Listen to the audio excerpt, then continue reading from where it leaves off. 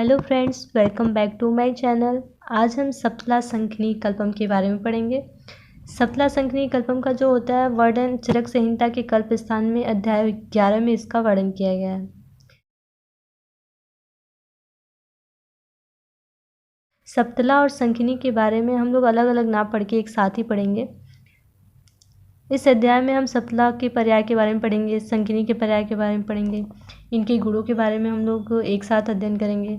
इनका तैल के साथ योग कैसे है, मध के साथ कैसा योग है, कसाई योग के बारे में पढ़ेंगे और सप्तला संखनी के जो भिन्न भिन्न योग हैं उनके बारे में भी हम लोग पढ़ेंगे। सप्तला और संखनी के जो भिन्न भिन्न योग होते हैं उसके बारे में मैं आपको बताऊंगी। उसको आसानी से याद रखने के लिए ट्रिक के बारे में भी बताऊंगी जिसको हम लोग आसानी से याद रख सकते हैं कि किसके साथ इसके कितने कितने योग होते हैं। सबसे पहले हम लोग सप्तला के पर्याय के बारे में जानते हैं कि जो सप्तला होता है उसके कौन कौन से पर्याय होते हैं।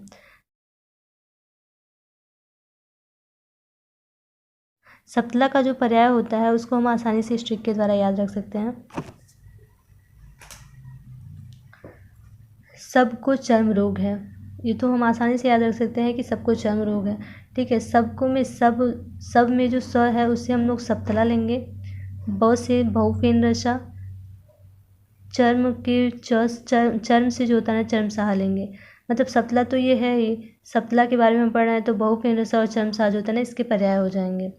इसको हम लोग आसानी से याद रख सकते हैं। बहुफेन रसा और चर्म सहा जो होता है ना सप्तला के पर्याय है।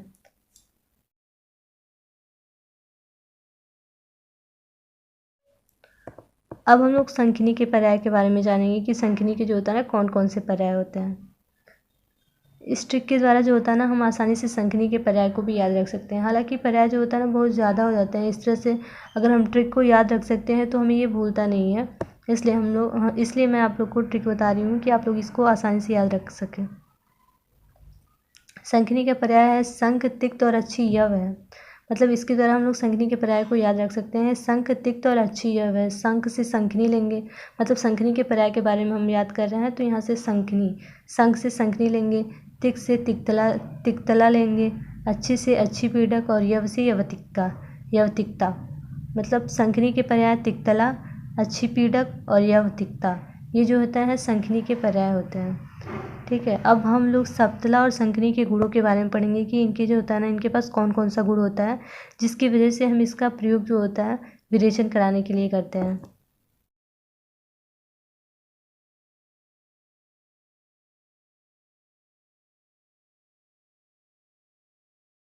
सप्तला संखनी के गुण के बारे में हम लोग पढ़ने जा रहे हैं कि इनके पास जो होता है ना कौन कौन सी प्रॉपर्टीज़ होती हैं, कौन कौन से गुण होते हैं जिसके द्वारा ये जो होता है ना विरेचन में इसका प्रयोग हम लोग करते हैं। ठीक है, सप्तला संखनी जो होता है ना ये दोनों जो होता है ना विकासी गुण होते हैं। इनमें तिछुरता का गुण होता है और ये रुच्च गुण वाले होते हैं। मतलब सप्तला और संखनी में ये जो होता है ना ये सारे गुण पाए जाते हैं। ये विकासी होता है, तिछुर होता है और रुच्च गुण वाला होता है, जिससे कफ का नाश सर्वथा कर देता है। मतलब ये जो होता है विकासी, तिछुर और रुच्च गुण होने के कारण सप्तला और संखनी जो होता है ना कफ का नाश कर देते हैं। सप्तला और संखनी के प्रयोग के बारे में अब हम लोग पढ़ने जा रहे हैं कि सप्तला और संखनी का प्रयोग जो होता है ना हम कब कब कर सकते हैं, किन किन रोगों में कर सकते हैं विरेचन कराने के लिए। सबसे पहले हम देखते हैं कि जो होता है ना गुल्म रोग से अगर कोई व्यक्ति पीड़ित होता है तो उसमें भी हम लोग सप्तला संखनी का प्रयोग करते हैं। अगर गुल्म रोग से पीड़ित है, विष विकार है, हृदय रोग है या कुष्ठ रोग से पीड़ित है, शोथ है, उदर रोगों मतलब अगर उदर रोग से पीड़ित है या फिर अगर कफ की अधिकता है तो हम लोग सप्तला और संखनी का प्रयोग करके विरेचन कराते हैं।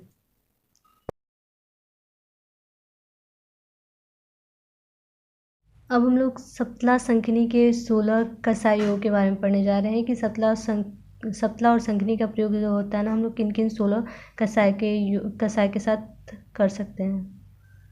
इसके पहले हम लोगों ने सप्तला और संखनी के पर्याय के बारे में जाना है और इसका प्रयोग जो होता है ना हम लोग किस किस रोगों में करते हैं विरेचन कराने के लिए, इसके बारे में पढ़ा है। अब हम लोग 16 कसाई योग के बारे में पढ़ेंगे।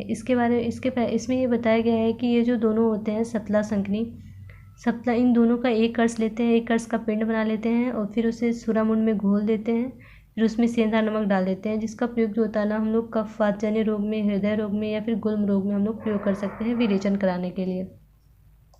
यहाँ पे उसके 16 योग के बारे में बताया गया है कि जो हमने पहले बताया है कि जो सतला और संकनी, सातला और यवतिकता, जैसा कि हमने आपको बता दिया है कि यवतिकता जो है वो संकिनी का पर्याय है। तो वही बताया है कि सातला और यवतिकता जो हमने बताया है ऊपर की, सातला और यवतिकता एक कर्स का पिंड लेते हैं उसका, फिर उसे सूरामुंड में घोल लेते हैं, फिर सेंधा नमक मिला करके उसका प्रयोग हम लोग विरेचन कराने के लिए करते हैं। ठीक है, ऐसे ही बताया गया है। इनका प्रयोग जो होता है हम लोग जो 16 कसाई योग है उसके बारे में यहाँ पे बताया जा रहा है। इन 16 के नाम देखिए, चिरौंजी, पीलू, छोटी बेर, बड़ी बेर, आमड़ा, अनार, मुनक्का, कटहल, पिंड, खजूर, बनवेर, फालसा, मैरे, खट्टा दही और सौवीरक, तुशोदक और सीधू। ये जो होता है ना 16 कसाई योग है जिनमें से हम लोग किसी का भी सतला और संखनी का पिंड बना करके एक कर्स का किसी में भी डाल करके सेंधा नमक डाल करके फिर उसका प्रयोग हम लोग विरेचन कराने के लिए करते हैं। यहाँ पे भी देखिए बताया गया है कि इन द्रव्यों में पहले के समान एक कर्स के पिंड को घोलकर पीने से शीघ्र सुखपूर्वक विरेचन होता है। ये जो 16 योग बताया गया, मतलब जो हमने 16 योग आपको पहले बताया उनमें से हमने जो सतला संकनी है उसका एक कर्स लेते हैं, फिर इन 16 योगों में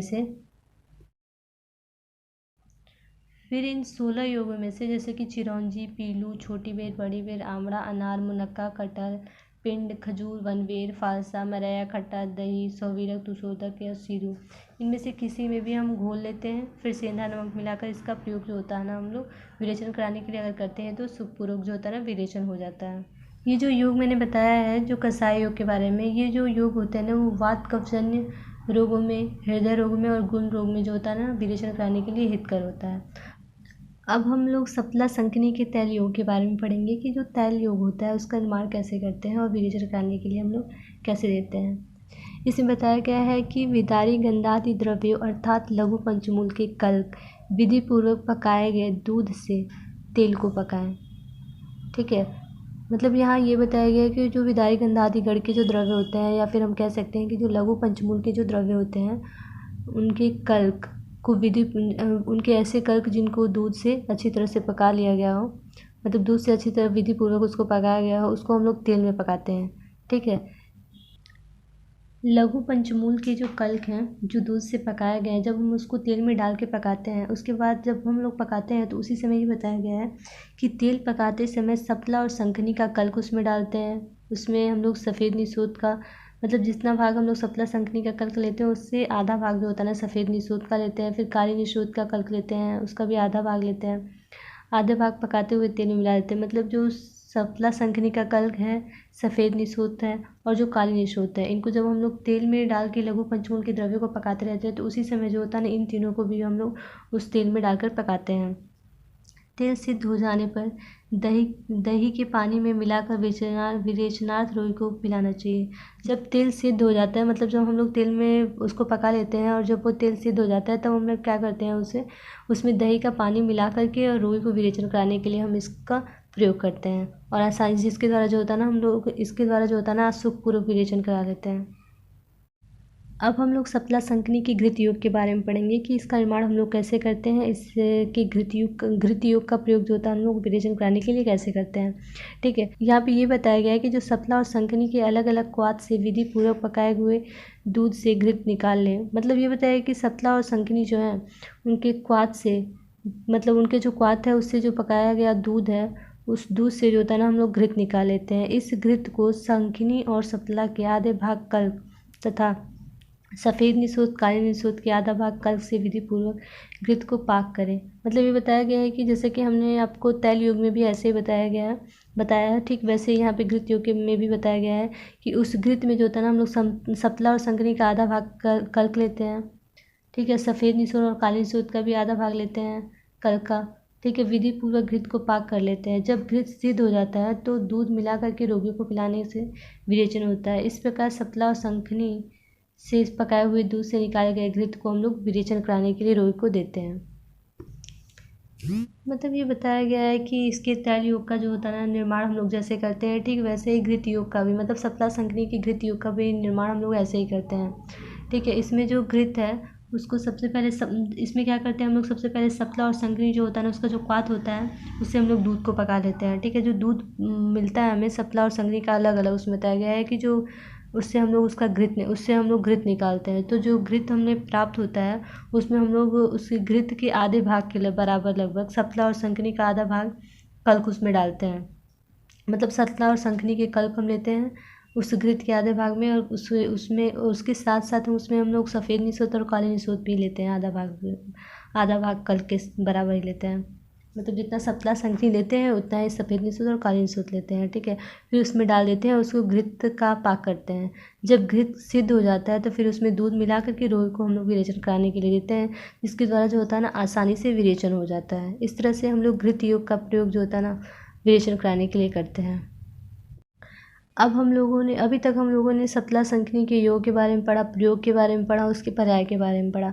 अब हम लोग सतला शंखनी के सभी योग के बारे में यहाँ पे पढ़ेंगे कि किसके कितने कितने योग होते हैं, ठीक है। इसको हम लोग आसानी से याद रख सकते हैं इसके द्वारा। जैसे गुड मॉर्निंग के आंटी, आप सोएं 3 से 6 घंटा, ठीक है। इसको तो हम आसानी से याद रख सकते हैं कि गुड मॉर्निंग की जो जी है, जी से घृत लेंगे, ठीक है। एम से मद लेंगे, एक के से कसाय लेंगे और एक के से कम्पीलक लेंगे जो के हैं। आंटी के ए से अवलेह लेंगे और टी से तेल लेंगे। अब हम लोग देखेंगे कि आप सोएं 3 से 6 घंटा, इसकी योगों की संख्या इससे हम लेंगे।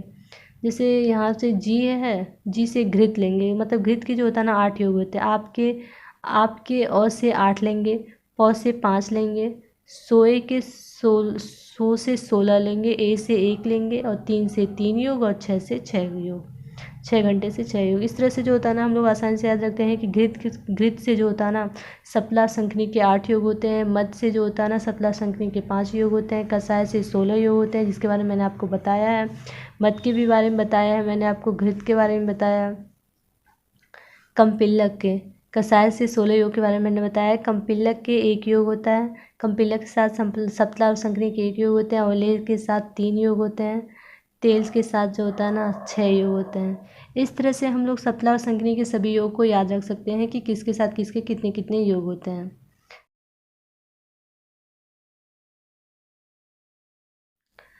ठीक है। अगर आपको मेरी वीडियो अच्छी लगी हो तो लाइक करें, कमेंट करें और चैनल को सब्सक्राइब करना ना भूलें। Thank you.